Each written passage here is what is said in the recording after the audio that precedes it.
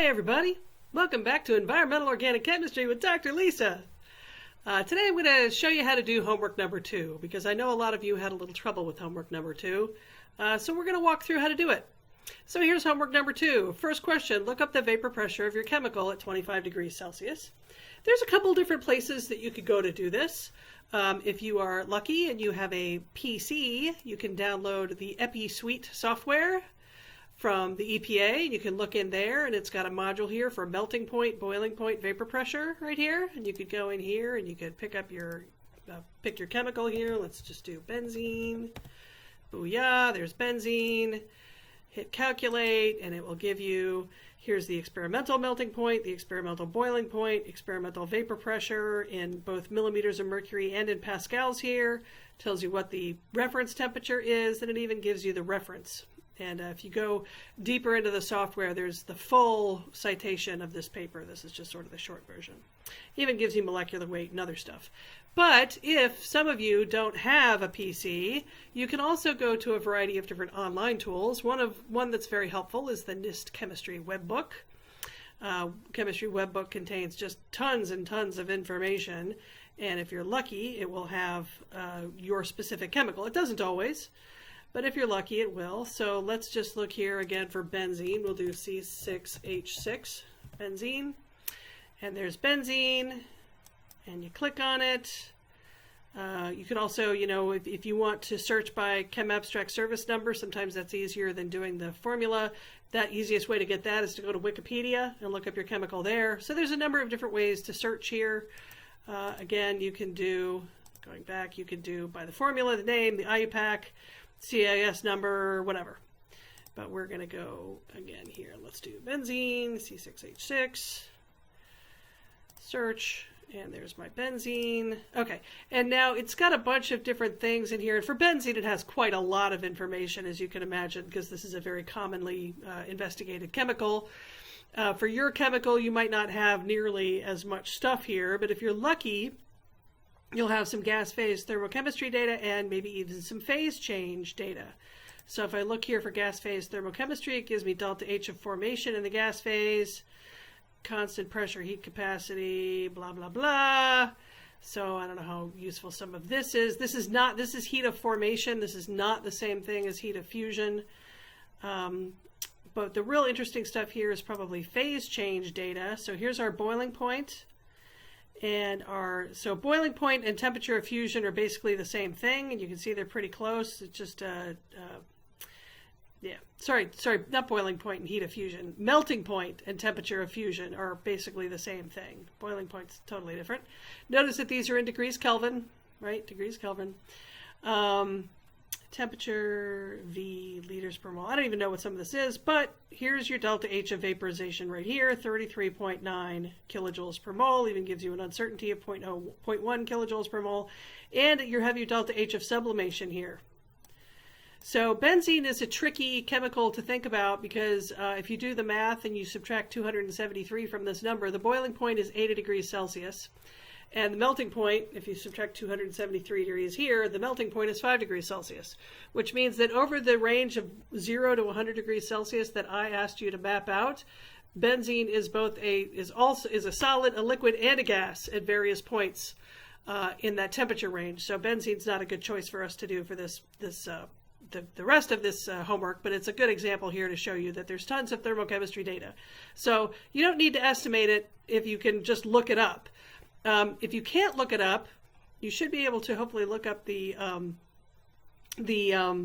vapor pressure itself, and then you can go to our handy dandy reference here, our what do you call these things? Yes, lecture notes. That's what you call them. Sorry. And if you have the vapor pressure, then you can just plug it in. It has to be in pascals, right? But you can plug it into this equation. Here's your vapor pressure right here at 298 degrees K, not multiplied by, but at 298 degrees K. So put your vapor pressure here in pascals, multiply it by negative 8.8, add 70 kilojoules per mole, and that will give you your delta H of vaporization at 298 degrees Kelvin in kilojoules per mole. That's the easiest way to get delta H of vaporization. How to get delta S of fusion, which you might need later on, well, there you just have to start making wild ass guesses, and that's okay. Just explain to me why you chose what you chose. I'm not really that interested in you getting the right number. I'm interested in you understanding where to go and how to get it. All right, so we've got our chemical now, and this is for a different chemical. I don't remember which one this is. I was helping somebody with their homework. But what we want to do now is plot this data.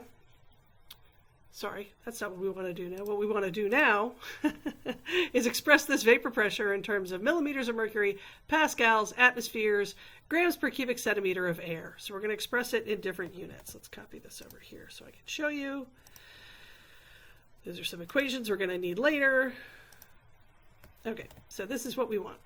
And here's our vapor pressure. This is a different chemical. This is a different, doesn't matter. The vapor pressure at 25 degrees C of this chemical was 6.59 times 10 to the minus 2 atmospheres.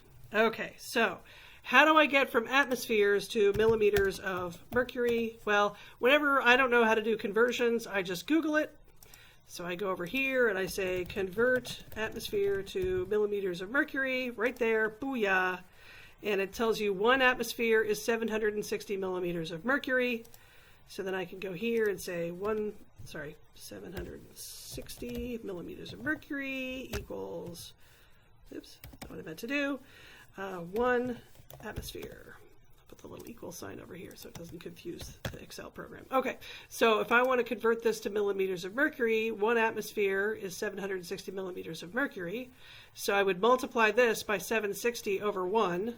Atmospheres would cancel out, and I would get that the vapor pressure is that times 760 millimeters of mercury. That would be that many millimeters of mercury, and it probably would be easier if we did not do this as scientific notation. So it's about 50 millimeters of mercury. Pascals, okay, again, I don't know. So let's do atmospheres to pascals. 1 atmosphere is 101,325 pascals. You get the picture. So 101,325 pascals is equal to 1 atmosphere. And so again, I would just take my vapor pressure here and multiply it by 101,325 pascals. And this is how many pascals I have. This is the vapor pressure in pascals at 25 degrees C. Again, let's get rid of that scientific notation. So 6,677 pascals. And so the tricky part is the grams per cubic centimeter of air. We know that pressure times volume, PV, equals N, which is the number of moles, times R, the gas constant, times T, temperature. This is your ideal gas law, right? Ideal gas law. And so I could rearrange this, and I could say N divided by V would be equal to P over RT, right? I'm just rearranging, taking the V over here and the RT over there. And N over V is going to have units of moles, right? Because N is moles, and moles per volume, which we could do as liters, right? And if we did that, and the temperature has degrees Kelvin, and the pressure is in whatever you want it to be, let's say it's in atmospheres, since we have our number in atmospheres here, then R, the value of R we would want to use is the one that has units of liter atmosphere per mole Kelvin, and that's one of the numbers you may have memorized, 0.0821 liter atmospheres per mole Kelvin. So you always need to check that the units on R match the units of everything else, right? So then N over V would be equal to the pressure, here it is in atmospheres, oops, sorry, need my equal sign, equals the pressure in atmospheres divided by this R, right, times the temperature, which again is 298 degrees Kelvin. And there you are. So this is moles per liter. This chemical, I believe, was caffeine. I don't remember. I think it was caffeine. So I can just go to Wikipedia. And I can't spell caffeine, but I'm close enough. I always forget my I before E except after C. And here's my molar mass, 194.194. This is my molecular weight, and that is grams per mole, right? So my N over V now if I want to express it instead of in moles per liter as grams per mole, so it's not N anymore, it's mass per volume, but whatever. So it would be moles per liter times grams per mole. So this would now have units of grams per liter. And now I just need to convert liters to cubic centimeters. 1 liter is 1,000 centimeters cubed, because a centimeter cube is also a milliliter, right? So if I want to convert this, I need to multiply by liters over 1,000 centimeters, and the liters will cancel. So now my concentration, we'll call it concentration now, is this divided by 1,000. That is my concentration in grams per cubic centimeter. Okay, so that's how you would do the first part here. Then you have to estimate or look up the melting point or boiling point of your chemical. We already did that. Let's look up the enthalpy of vaporization for our chemical. For this particular chemical, we already looked it up. And it was over here. Delta H of vaporization was 80 kilojoules per mole, but this chemical had a melting point of 177 degrees Celsius. So over the range of 0 to 100 degrees Celsius that you were asked to plot this is a solid over that entire region. So instead of using delta H of vaporization here, I need to use delta H of sublimation, because over this range, the chemical is going from a solid to a gas. And to get it there, you have to melt it first and then vaporize it. So you need both delta H of vaporization plus delta H of fusion. Add those two things together and you get delta H of sublimation. Okay, so how did I draw this plot? I'm like taking the fully baked cake out of the oven. We're not quite ready for that yet, so let's go do it the slow road to China. So what I did is I just wrote these numbers down. I just typed them in. If you start with 0, 5, 10, and then you copy them like so, they will automatically update for you. It figures out what your pattern is and replicates it for you. Okay, so there's your temperature. And the first question here, the one that we're working on right now, is plot the vapor pressure of your chemical in pascals as a function of temperature from 0 to 100 degrees Celsius in terms of the natural log of the pressure versus 1 over T. Okay, and if you were paying attention during the lectures, let's go find our plot of, there we go. So it's going to look something like this, because this is natural log of pressure and this is 1 over T. And notice how we have straight lines. Our chemical that we're working on right now is going to be down in this region where it's all a solid. So we'll just see the solid line here. We won't see all this other stuff, but we're just going to have one straight line that looks like this. And yes, over the temperature range that we're considering, you can assume that delta H of vaporization or delta H of sublimation is constant. That's good enough. It is 100 degrees Celsius temperature range, so that's not trivial, but, still, I think you can get away with assuming that it's constant. So there's our delta H of sublimation. Our vapor pressure, we need it in pascals. So here's our vapor pressure in pascals. So I'm going to paste just the values here, pascals. So that's P at 25 C. So now we just need to fill in the other numbers here. So first thing I'm going to do is calculate my 1 over T, and this has to be in Kelvin. If you don't do it in Kelvin, your plot's going to look very strange. So 1 over 273.15, just to be very precise, plus temperature here. Booyah! Yeah, fine.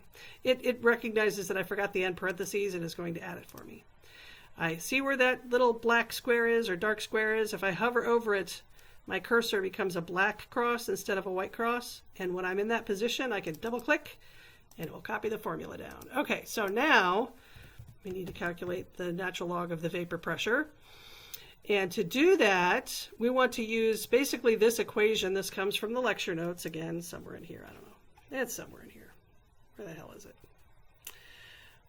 Here it is. Right here. Estimating vapor pressure at other temperatures, right? So that's what we're doing. So I'm copying that equation over. And if you remember your math, I can express this ratio, ln P2 divided by ln of P2 divided by P1. I can express that as ln of P2 minus ln of P1, right? That's math. You can do that. And once you do that, then you can take this minus ln at temperature 1 and move it over here. And that's where you get this equation right here. So this is actually, we had to rearrange this equation slightly, but this is the version that we're going to use. I'm going to copy this over here so I have it in front of me. So my ln of P2 is going to be equals my, now this is for when you have a liquid, right, and you're dealing with delta H of vaporization, sorry.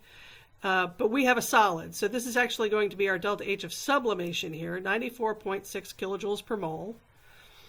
And we want to multiply this by 1,000 because we want to take this kilojoules per mole and turn it into joules per mole. And the reason is because the one other value of R that I have memorized is 8.314 joules, not kilojoules, but joules per mole Kelvin, right? So I need to convert this to joules so that it'll match these joules. So I start off, I multiply that by 1,000, then I'm dividing that by R here. Okay, so that's this part right here. And then I'm multiplying this whole thing by 1 over T1, which is right now is 25 degrees C. So I'll put it right there. That's T1. Minus 1 over T2, which is the temperature we're interested in, which is this one. Okay. Plus ln of the pressure at temperature 1, which we haven't calculated yet, but ln of this pressure right here. Okay, boom. Oh, there's a problem with our formula. Where's the problem with our, oh, I know what the problem, it's usually a parentheses problem, and in fact that's what it is here. So we have, our parentheses are not matched. That's why we have, so I'm going to take this parentheses out, and then I'm going to, I don't think this set of parentheses is actually necessary, but I'm going to put them there because it helps me think about things. There we go. Okay. So now we have this, and if we copy this formula down, it's going to give us a divide by zero error, and we're going to cry and get upset.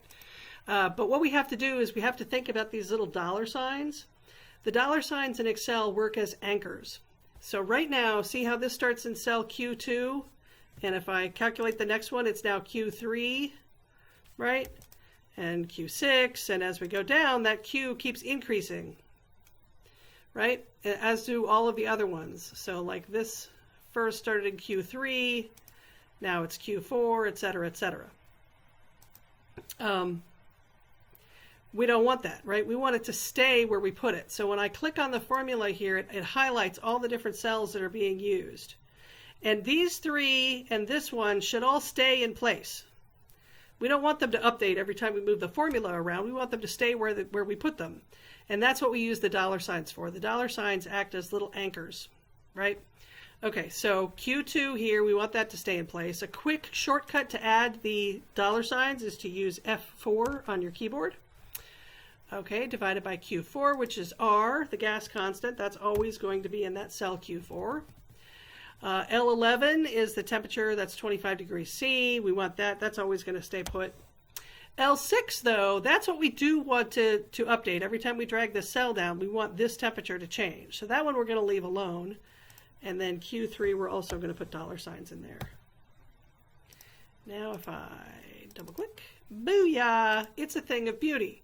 So now all I have to do is plot this, insert. I'm going to put some, so now it has data points, you know, because I'm plotting this as points. But if you think about it, they're not really points because you didn't measure this. What you're doing is you're actually plotting a function. So it might be more correct to go over here and say, let's have a line, make it blue. And then for marker, we could just say, no marker. So then it will just plot as a line. That's nice too. It doesn't matter too much. And we could mess around with the axes here. Over here, we could say our axis options. We want this one to be the minimum to be 0025 maybe. That will just, it just makes it look nicer. No big deal. All right, so this is natural log of P versus 1 over T. And if we wanted to do this right, we'll go over here to add chart element. And we'll give our axes a title. So the horizontal is 1 over T in Kelvin. And the vertical axis title, primary vertical axis is ln of P in pascals. There we go. Okay. So that's question number, let's see, what question number is that? That is question number 5. Question number 6 is plot the vapor pressure of your chemical over the same temperature region, but now do it in terms of pressure, just P versus temperature. Not natural log of P versus 1 over T, but just P versus T. So that's not too bad. We already have ln P. To turn it into just plain old P, we would take the exp of that. Copy that down again. And so here's your temperature, and just to quick way to make a plot here, I'm just gonna throw this in here. Sorry, throw this in here, and then I can just click and drag this over. And the point of this exercise was to make you look at this plot and say, wow, look how the pressure takes off, just zooms up as the temperature increases. It does not increase linearly, it increases exponentially. It increases very, very rapidly. All right, so again, let's add some axis titles. Horizontal axis, this is now temperature, and this is actually now in Celsius. And when you do the parentheses with the C thing, it turns it into a trademark. Don't ask me why it turns it into a copyright. So that's why I say degree C here. Okay. And then we want our vertical axis. This is now P in pascals. There you go. Now, if your chemical, so this is a chemical that is a solid over this entire temperature range. If your chemical was a liquid over this entire temperature range, the only thing you would do differently is that instead of using delta H of sublimation, you would use delta H of vaporization here.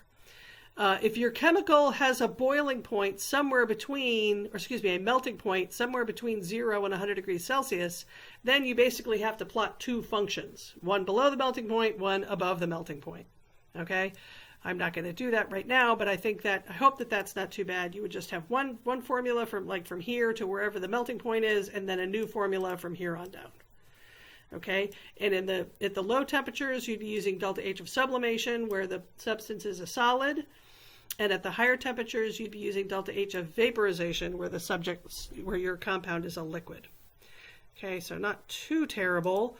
And then the final thing here is calculate the vapor pressure of your chemical 10 degrees C below its melting point, both as the hypothetical subcooled liquid and as the solid.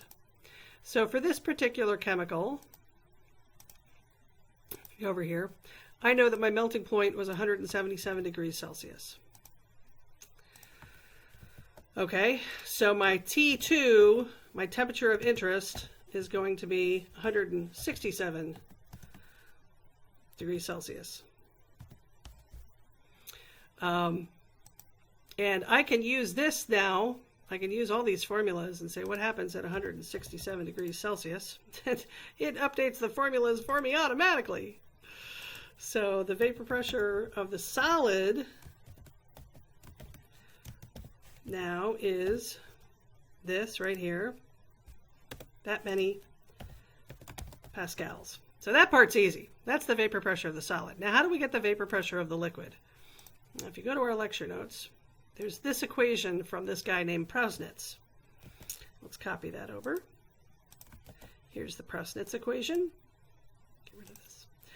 And it says that if I know the vapor pressure now of the solid, I can make an estimate of delta S of fusion. I know the melting point, and I know the temperature I'm interested in, and I know R. So the only thing that's left here is the vapor pressure of the liquid. So let's calculate ln of PS divided by PL. So we need to figure out, this is delta S of fusion at the melting point. The parentheses here mean at the melting point, not multiplied by the melting point. So we need to figure out what the delta S of fusion of our chemical is. Now, we're a little bit lucky here because we know the delta H of fusion of this chemical. We were able to look it up. So delta H of fusion was 38.15, and we know that at the melting point, I'm trying to do this without the fancy symbols, but delta H plus T delta S is equal to delta G, right? That's always true. This is always true. At the melting point, delta G is equal to 0. So delta H plus T delta S is equal to 0, which means that delta S, which is what we're trying to find, this is delta S of fusion, now is going to be equal to ds here. Delta S of fusion is going to be equal to minus delta H divided by Tm, i.e. the melting point. Oh, sorry.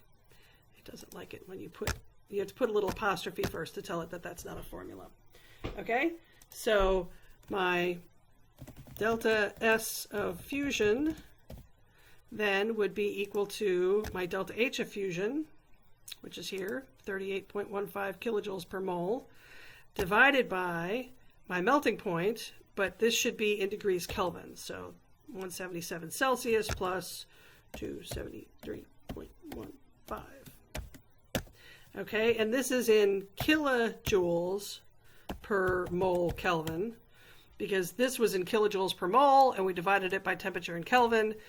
So to get it to joules per mole Kelvin, we just have to multiply by 1,000. So now we have joules per mole Kelvin, and so 85 joules per mole Kelvin.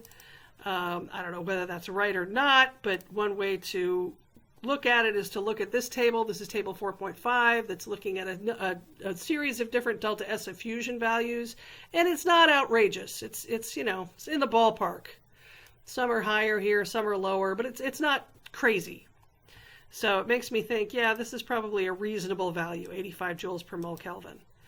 So now my PS over PL, which is what I was trying to calculate, is equals minus delta S of fusion divided by R. Where's our R? Up here, 8.314. And this is joules per mole Kelvin, and this is joules per mole Kelvin, so they're going to cancel each other out. I'm going to put some parentheses around here to make me happy. Okay, and then multiplied by, parentheses, the melting point, which is, put another parentheses here, 177 plus 273.15 divided by the temperature of interest, which is 167 plus 273.15. I like my parentheses. I like to put lots and lots of parentheses in here just to confuse everybody. Sorry, I don't know why that multiplication symbol is there. Okay, so this whole thing minus 1. So ln of PS over PL is minus 2.3. So that means that PS divided by PL is EXP of that, 79.79. So in other words, the vapor pressure of the solid is 79% of the vapor pressure of the liquid at that temperature. So the vapor pressure of the solid we already calculated right here, and therefore we really should have called this PS. And so the P capital L, the vapor pressure of the hypothetical subcooled liquid, this is all hypothetical because it's all on paper. We have this chemical doesn't even exist. Just making shit up at this point. So we're calling it the hypothetical subcooled liquid. So PS over PL is 0.79. If I want to calculate PL, right, I would say PL is equal to PS divided by this number, 0.79. That divided by that. And since you're dividing it by something smaller than 1, the vapor pressure of the liquid is higher than the vapor pressure of the solid at that temperature. So here's your answer, and this is at, again, well, I have it right here, at 167 degrees Celsius. Okay, so that's how you do the homework. I hope that you were able to follow that, and the great thing about videos, you can stop and rewind and play and go over stuff over and over and over again if you need to. Remember that I'm concerned about you understanding how to get from point A to point B. I'm not really concerned about you getting the quote-unquote right answer. So if you don't really know what your delta H of sublimation should be, just estimate something. Just throw a value in there and then tell me, look, I'm not really sure about this value, but I'm going to do it with this value because I need to move on. I want to make sure that you can do this kind of math. I'm interested in seeing that you can make simple plots in Excel, do simple calculations in Excel. and which is why I'm making you do all this in Excel. I know, might not be your favorite thing. And understanding the difference between the vapor pressure of the liquid and the vapor pressure of the solid, right? If we were doing the vapor pressure of the liquid on this graph, where would it be? Well, this is the vapor pressure of the solid. The vapor pressure of the liquid would be higher, so it would be above here somewhere. And remember, this is 1 over T, so this direction is hot, and this direction is cold. So somewhere over here, there's a temperature where our compound melts and becomes a liquid. And the hypothetical vapor pressure of the liquid meets up with the actual vapor pressure because it's now truly a liquid. So it would look something like, I don't know if I'm going to be able to do this, but let's add a line here. It would look something like this. You know, just as a guesstimate. This would be the line for the vapor pressure of the liquid. Okay? I'll make it red so it's a different color. It's different, okay? It would be higher and it would have a shallower slope. And we also might want to make it a dashed line because that's not a very good dash. That dash sucks. There's a better dash. Okay, we'd make it a dashed line because this is hypothetical. Because at these temperatures, this chemical really is a liquid. Excuse me, really is a solid. We really are down here on this line.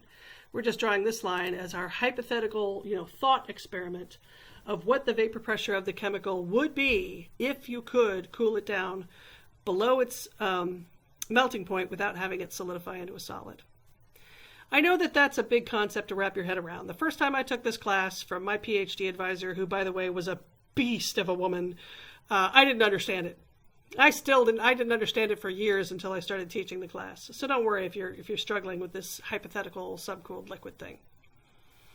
All right, so if you have any questions, drop by my office hours or shoot me an email. I'm always happy to help.